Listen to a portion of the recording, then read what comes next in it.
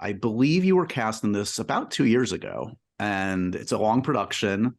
What was the audition process like? Because we're back into like, look, obviously we're still living with COVID, but 2 years ago that was even more intense COVID times. Did you ever like get in an actual room with Craig, or was it all Zoom? What happened?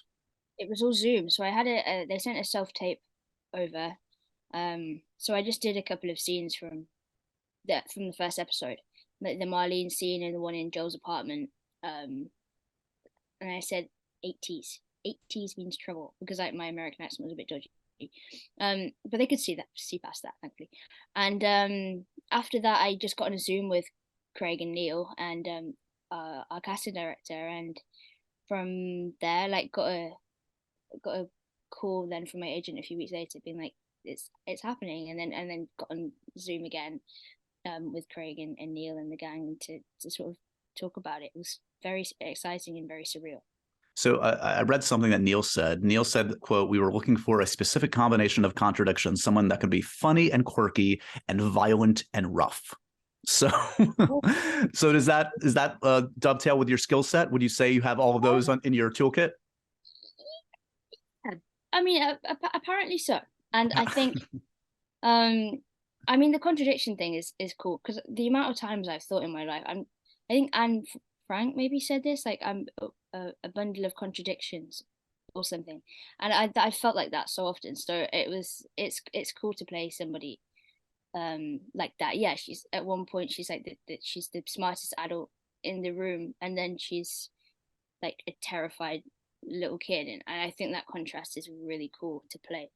Um, yeah, I mean, I relate to all of the things apart from violent, Sure. but I think I maybe have some like deep embedded violence that can come out in safe spaces, like on set. Okay. Okay. Well, how's that manifest? Is there a specific example you want to cite? Like pounding No. on craft service if they don't have what you want? Like what happens? Yeah, yeah, exactly. I think we should leave it at that. Just Okay. Yeah, pounding. let's leave it mysterious. Yeah. Okay. Okay. Yeah, I love So, craft. I mean, who doesn't? I mean, I've visited a few sets. It's like it's a miracle that, yeah, that I don't gain 100 pounds every time I visit a set. Yeah, yeah, easily done. All of this is for me. What?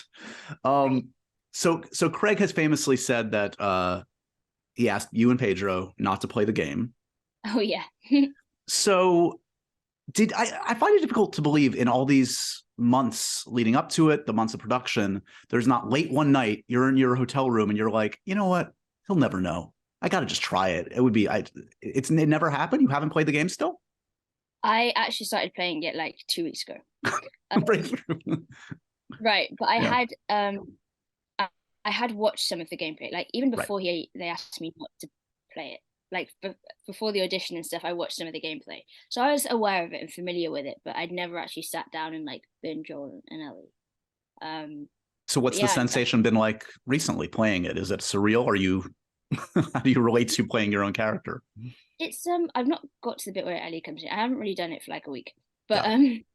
it's actually not as weird as I thought it would be, and I have it on like the easiest mode, so it's fine. But I do find myself like I think I need to just get on with it because I get in a room and I look at all the details. I'm like, oh, there might be something relevant here, and I'm just like wandering around, and then I end up getting lost because I'd forgotten where like the entrance and the exits are because I've like got so confused walking around in circles looking at all the details of the room. And yeah, I think I just need to like go forwards and get to the point.